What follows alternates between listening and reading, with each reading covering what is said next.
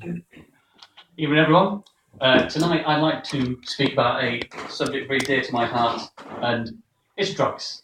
And if you know the answer to the question I'm about to ask, then don't say it out loud. Just very surreptitiously, I'll look around and just put your finger, do that. Look right in my eyes and do that. And why do I do that? Because that is how you roll you might seal a... Well, you didn't say it out loud, good. A split. Because if you try and weed for the first time in Britain, generally it will be a split at a party. It's passed around, it's a very mellow introduction to the drug. I started with a 2-litre bong and a 20 bag of haze, which is the advanced or Snoop Doggian levels of weed.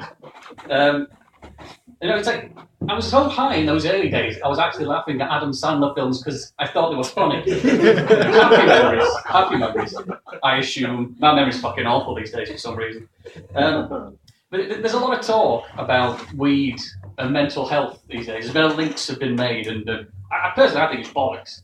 I was saying the same thing to the woman from the Samaritans just the other day. And I have actually wronged the Samaritans once or twice in my life, and the first time I spoke to a very sweet, very posh woman. I don't think we were quite on the same page, because I started talking about how I was feeling, and I'd been smoking a lot, and she sort of went, "Oh, Adam, tell me the truth. How many weeds have you taken today? Do I need to call you an ambulance, Adam?" I think I'll be all right, love, to be honest. She gave me a chuckle, and I moved on, but I think the problem is when you ring the Samaritans, you never really ring with good news. "Hello, Samaritans. I got the promotion. Good day." So they're expecting, not the best conversations anyway. The second time I called, I spoke to an old dear who sounded so weak. I thought she'd had a fall and she was calling me for help because she was lovely, kind of. I rang up herself. "Hello? Not. Hello? Hello? Yeah, hello, but are you all right?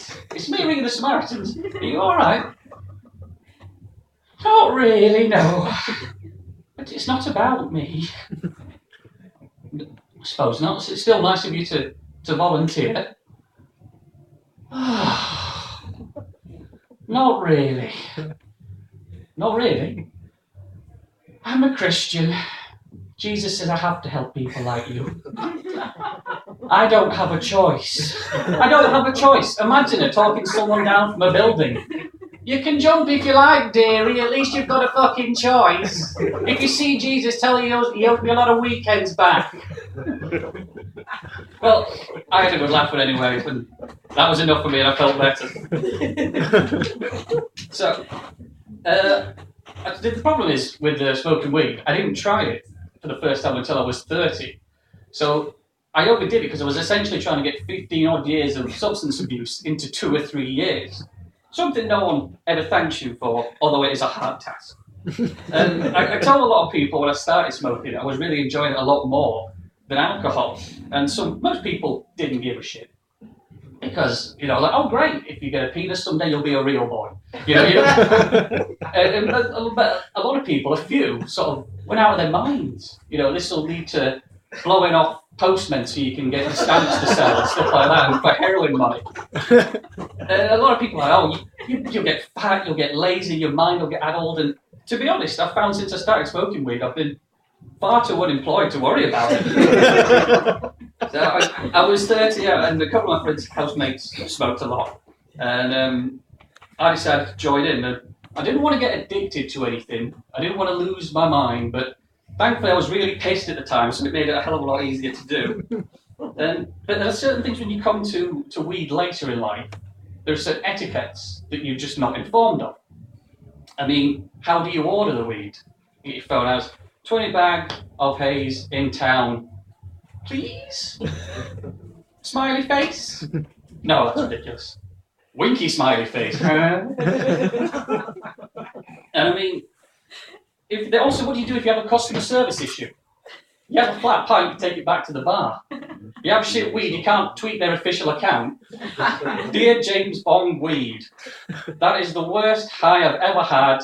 Hashtag fuming. Hashtag Cameron's bloody Britain. Well, I'll tell you this from experience. You can't text a weed dealer and say, I've been waiting an hour. How long is it going to be? Because the response you'll get back is, fuck off. True story. I actually changed weed dealers not so long ago. Because the one guy was always late, he was always rude, and he absolutely refused to give tax receipts. The new dealer that I've got now is very punctual, it's better weed, and he remembers my birthday, which is nice.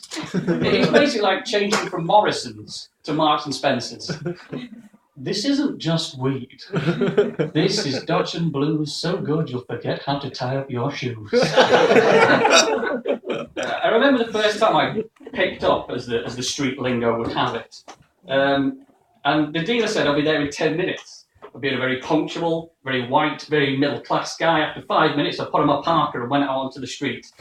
But it turns out a drug dealer's 10 minutes is a bit like your dad's just round the corner.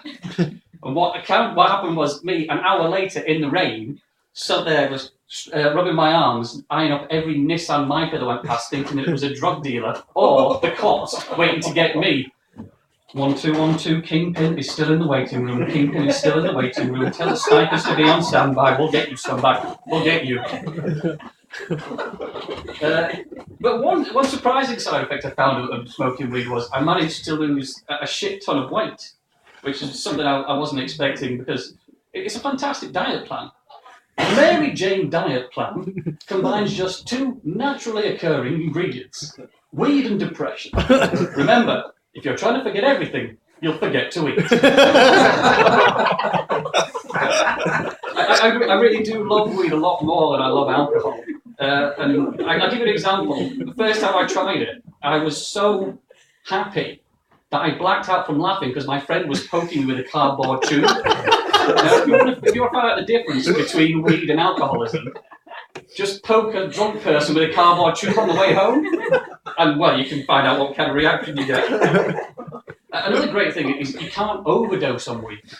It's not possible. You can get far too fucking high, but you can't overdose. And when I get too high, I go through a process because what weed does to me is makes me very aware. Like tastes are tastier, smells are stronger, sex is still imaginary, but everything's much more heightened. And I find I have a problem with my pulse.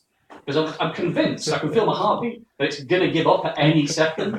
So I'm sat in my room after I've had a smoke, like I'm giving a lactating pledge of allegiance, because I'm just sat there, holding my heartbeat like it's going to stop any second.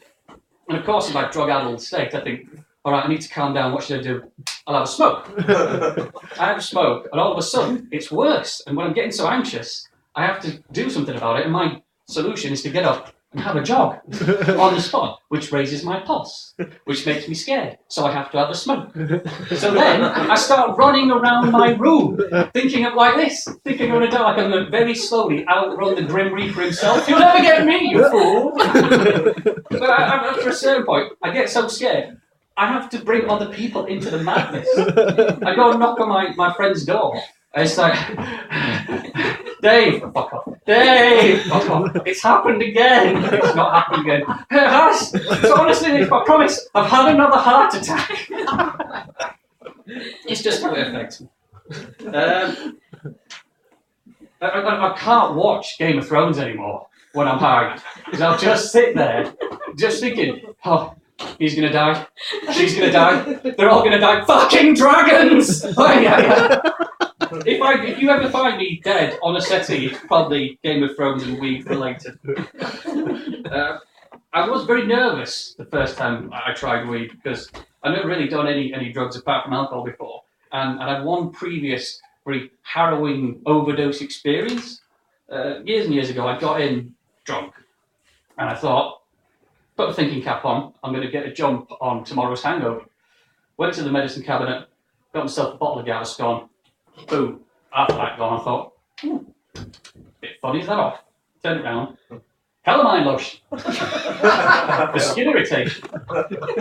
If swallowed may cause vomiting, they got that fucking right.